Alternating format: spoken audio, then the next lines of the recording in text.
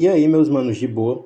Estamos começando aqui mais um vídeo e o tema do vídeo de hoje é sobre o medo de errar. E a gente vai ver, né, de onde vem esse medo e como você pode fazer para superar cada vez mais. Antes de iniciar o vídeo, é interessante a gente dizer que existe realmente uma fobia, né, com relação a esse medo de errar, e ele é chamado de atelofobia.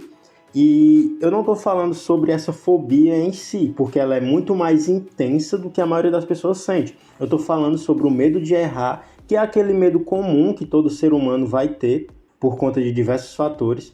E eles muitas vezes, né, esse medo de errar muitas vezes atrasa várias áreas da nossa vida, atrasa várias situações da nossa vida. E vamos pro vídeo, né? Geralmente, o medo de errar, ele vai ter diversas origens e vai ter diversos motivos que cada pessoa vai ter uma influência maior de algum ponto. O interessante é que, geralmente, experiências na nossa infância ou então experiências com autoridades vão fazer muitas das vezes você ter medo de errar, tá ligado? Geralmente comentários feitos pelos nossos pais, né, principalmente de maneira negativa, ou então de algum professor, ou qualquer figura de autoridade que você interage, vai acabar fazendo com que você sinta bem profundamente esse medo de errar. Eu não sei se vocês sabem, mas quando a gente considera alguém como uma autoridade, muito mais facilmente o que aquela pessoa diz se torna verdade para a gente. Ou seja, você pode nunca ter visto sobre algum assunto,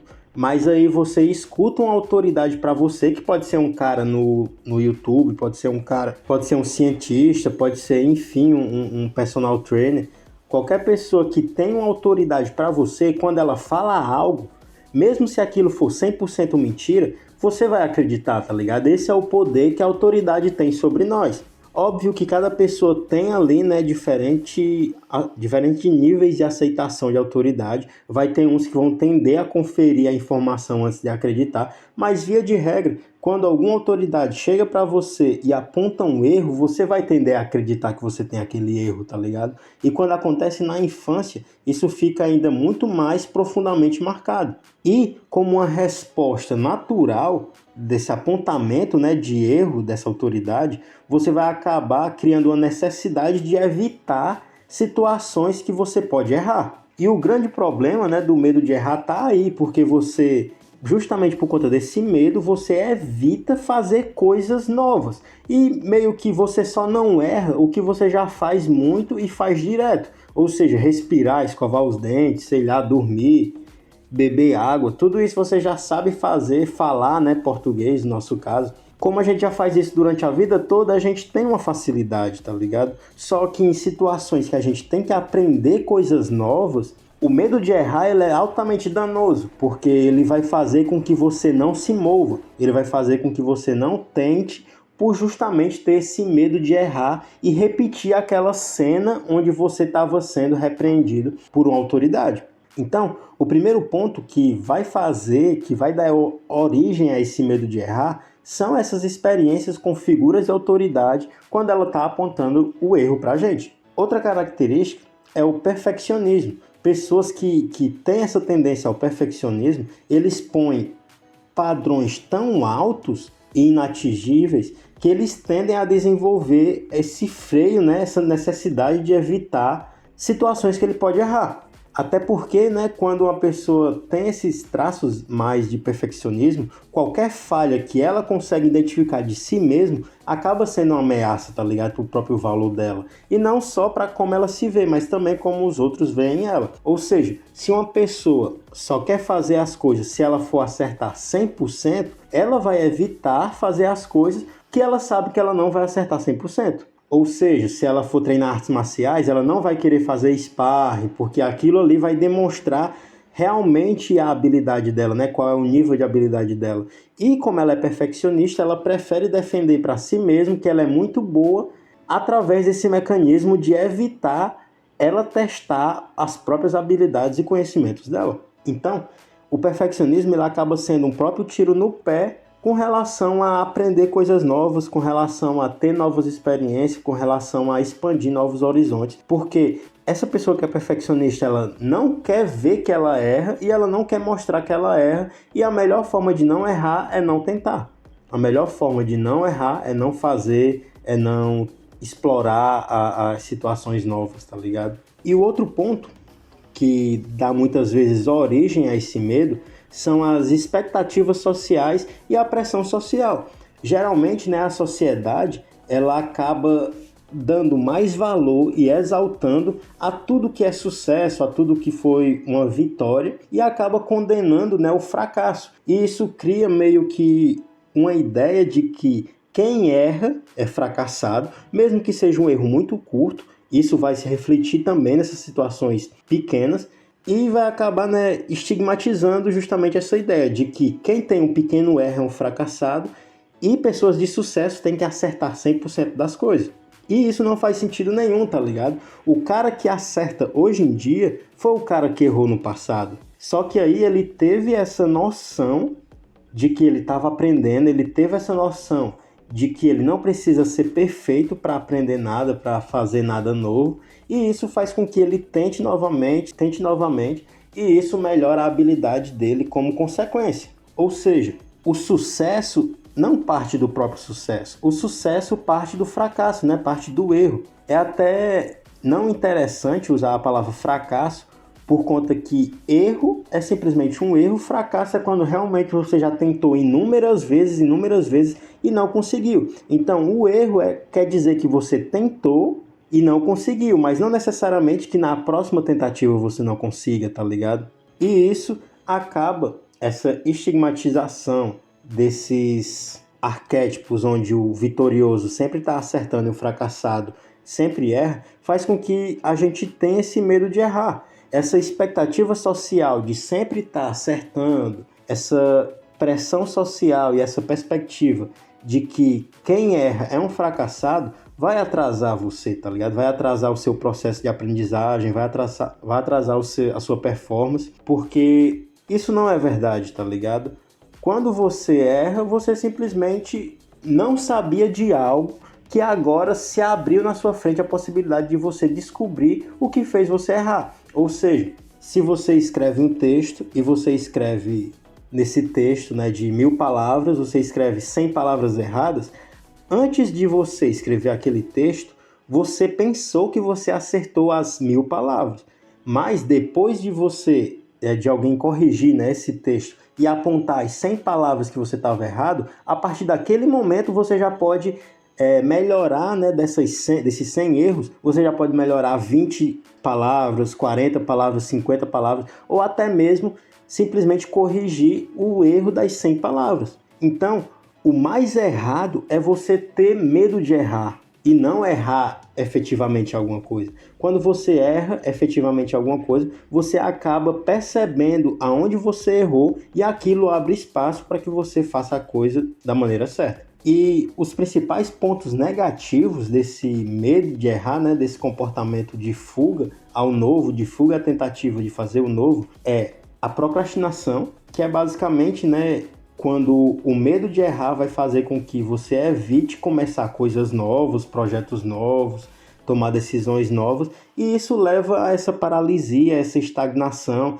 a esse desejo de fazer, porém um medo de errar. E você fica aí nessa dualidade onde você desejaria ter os resultados, mas você, por simplesmente ter medo de parecer socialmente um fracassado ou ter medo de ver que você tem erros no seu comportamento ou no seu conhecimento, faz com que você simplesmente não tente e procrastine cada vez mais. O outro ponto também é a questão da falta de crescimento pessoal e profissional.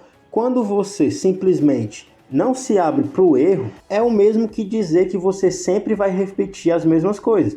Porque, como eu falei, você só tem domínio das coisas que você já faz durante 10 anos, durante 5 anos, durante, 3, 4 anos. Porque ninguém nasce com dom de alguma coisa no sentido de dominado alguma habilidade.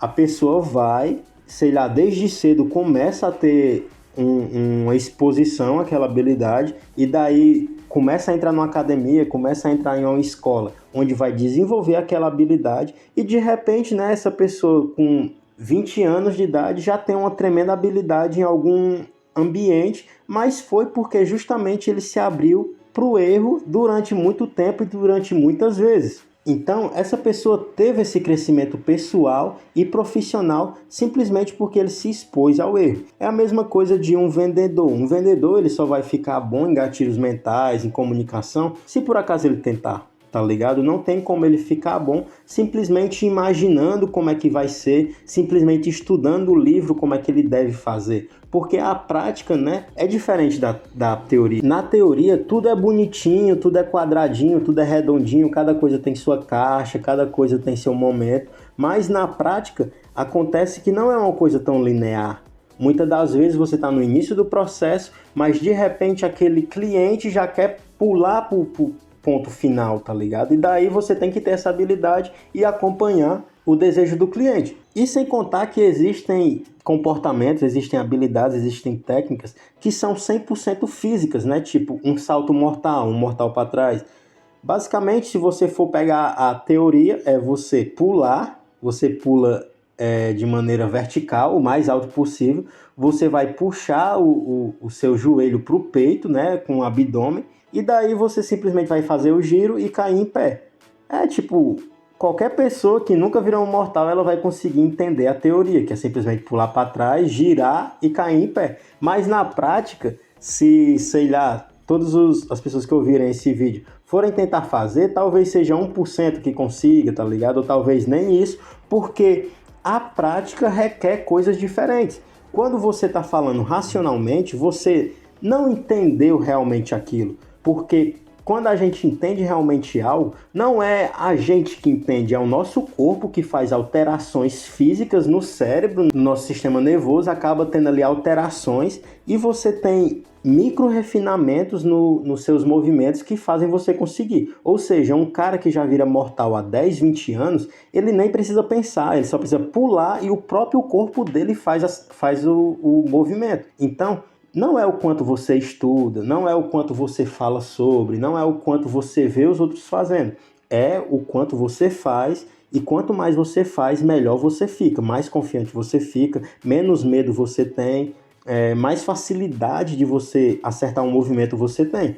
Então, para quem quer crescer, é totalmente inevitável botar de lado esse medo de errar. E o outro ponto, que acaba sendo um malefício totalmente direto desse medo de errar, é a diminuição da criatividade. Geralmente, quando a gente tem medo, né, a gente acaba inibindo a nossa capacidade de passar dos horizontes, a gente inibe a capacidade de pensar fora da caixa, porque a pessoa fica presa às opções que ela já tem, que são mais seguras e são mais conhecidas. Ou seja, quando você está em um ambiente e você simplesmente repete as coisas, isso acaba poldando você, acaba limitando você, enquanto que uma pessoa que está disposta a errar, está disposta a falar merda, né, entre aspas, essa pessoa vai acabar descobrindo coisas novas, essa pessoa vai sair fora da caixa, essa pessoa vai ter uma percepção diferente das outras, e isso ajuda bastante com relação ao autodesenvolvimento dessa pessoa. E para você que deseja superar esse medo de errar, vai aqui algumas dicas interessantes. O primeiro é você reformular a percepção do erro, ou seja, você pode ver o erro de uma maneira diferente. Ao invés de você ver o erro como um fracasso, né, como a pessoa que errou é um fracassado, você pode passar a ver como se fosse uma oportunidade de aprender, que é o que realmente acontece. Quando você não sabe de algo, aquilo é a forma mais fácil de você aprender, porque se você não sabe nem 10% de algo, simplesmente de você pôr meia hora de atenção naquilo e de prática, você já vai aprender 10 vezes mais, tá ligado? 20 vezes mais. Talvez você passe de 1% de conhecimento naquela área para 20%, 30% em meia hora, tá ligado? Ou seja, se você quer exponencializar os seus aprendizados, faça algo que você não sabe ou algo que você tem medo de errar, porque naquele momento é que você vai aprender mais. O outro ponto é você desenvolver uma autocompaixão, né? Um auto-perdão mais forte. Você tem que se tratar como você trataria alguém muito especial para você, né? Sei lá, uma mãe, um pai, um amigo. Quando sua mãe erra em algo, quando um amigo seu muito próximo erra em algo, você simplesmente reconhece que a pessoa errou, mas logo depois você acaba apoiando essa pessoa e incentivando ela a repetir. Provavelmente, se você tem uma rede de contatos boa, você provavelmente já passou por essa experiência onde você domina alguma habilidade, alguém tenta fazer e erra, e você diz simplesmente, vai, mano, faz de novo, faltou só isso aqui. Faz aí, mano, faltou só esse detalhe, tá ligado? Que é justamente o que você tem que sentir com relação a si mesmo.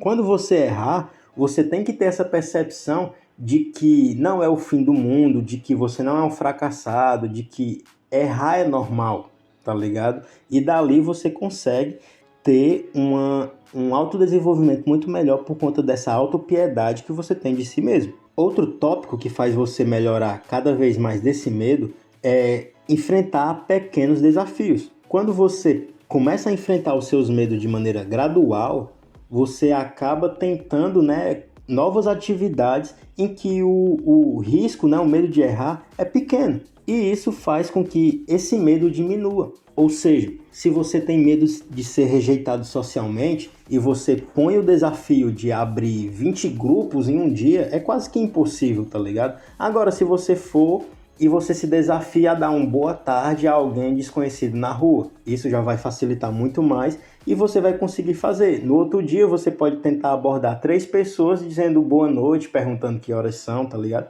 Isso simplesmente vai sendo como se fosse uma escadinha até você conseguir chegar no ponto que você deseja. E um exemplo interessante que pode trazer uma reflexão para você é que vamos supor que você é um jogador de xadrez, só que você é iniciante. Em uma das suas primeiras partidas, né, seu adversário faz ali uns movimentos que você não conhecia e você acaba perdendo.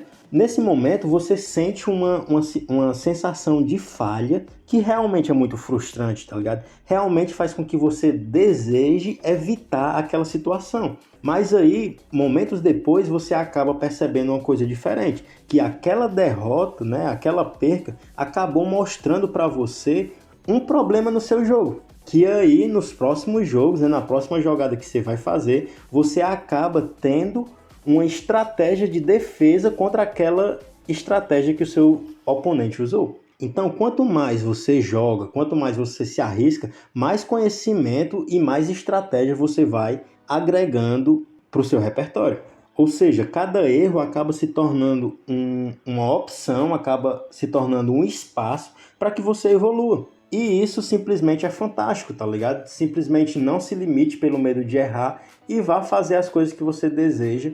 E sempre que analisar um erro, você vai perceber que ali tem um espaço para que você cresça cada vez mais. E esse foi o vídeo de hoje. Se você gostou, deixa seu like, deixa seu comentário, ativa o sininho, dá uma olhada aí nos links da descrição, que tem alguns links bem interessantes. É isso, até o próximo vídeo e valeu!